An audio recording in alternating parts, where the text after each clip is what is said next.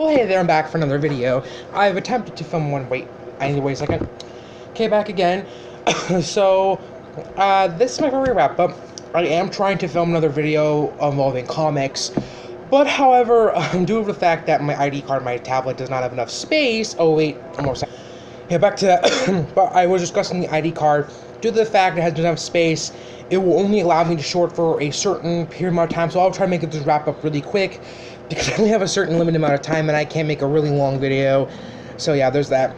For simplicity's sake, I'm just going to start off with some of the comics that I read this month. So of course, I've read Global Frequency Volume 1, decent little comic. Injection Volume 1, okay, really confusing though.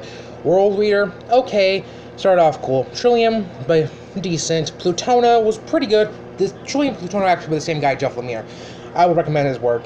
Plutona was pretty good, but the ending was pretty weak. There was also like a cop-out twist, and I'm not going to say what it is, but yeah. Black Hammer Volume 1, Royal City Volume 1, I read quite a bit of Jeff Lemire's work this month.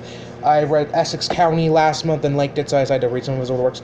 If you were okay, one was decent. A Royal City, although knowing that, there was a twist at the end of that volume, which makes me really interested.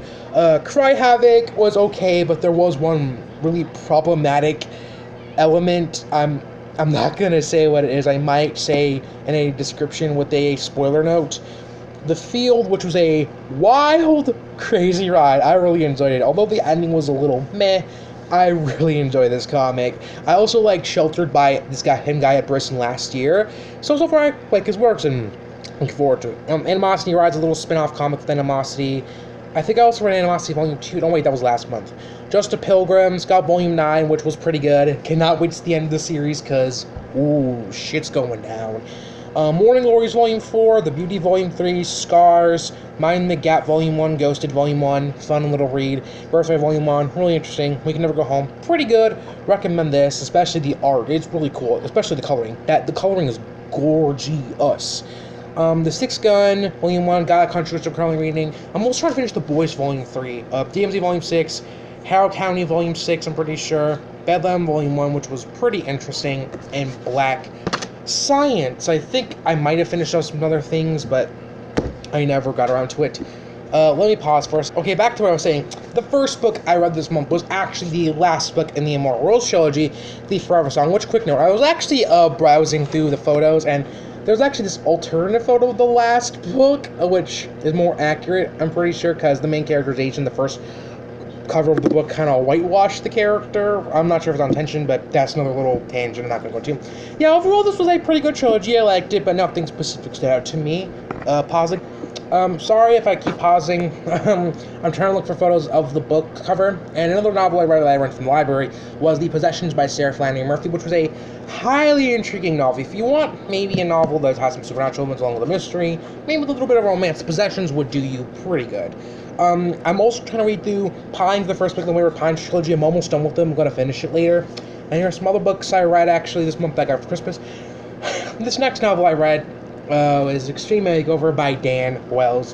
One of Dan Wells' recent books. One of my answers was released last year, but I never got around to it. This was a pretty good novel, but nothing particular stood out to me. The ending was a little weird and not the most filling, but hey, at least it was a decent ending. And also, I just recently finished up the Anti-Dressed in Blood duology by Kendar Blake.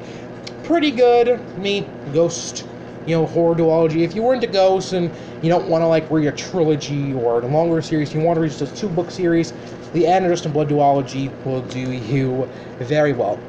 So since the fact that I didn't read too much this month, let's just talk about some TV shows. I watched season 2 and 3 of Skins, which I'm really enjoying, but there's just one thing that happens during season 3, and like it does continue the next episode after that, but then in the finale, the characters don't really seem to acknowledge it much. They do kind of allude to it, but they don't really acknowledge it, and I'm hoping that it might get addressed, because if it doesn't, then that whole story arc was pointless. If you've seen season 3, episode 8, like season 3, especially, if any of you have seen this, Skins, UK, episode 8, you know what I'm talking about, the camp? It's very vague, but if you've seen Skins, you'll know what I mean. I've also finished up Red Fern Now this month, along with watching the Pelham movie. I've also finished up Black Stone Season 1. Pretty good, but it can be really frustrating. I also finished up Season 1 of which is a reimagining, retelling of Prisoner, which I'm now wanting to watch, because first he was pretty good. I just watched the finale, and it was a pretty satisfying conclusion. I might be forgetting some things, but that's it for my short little wrap-up. I have not much any time, so see you two next month, and hopefully my comics video will be coming out. Bye! Sorry, there.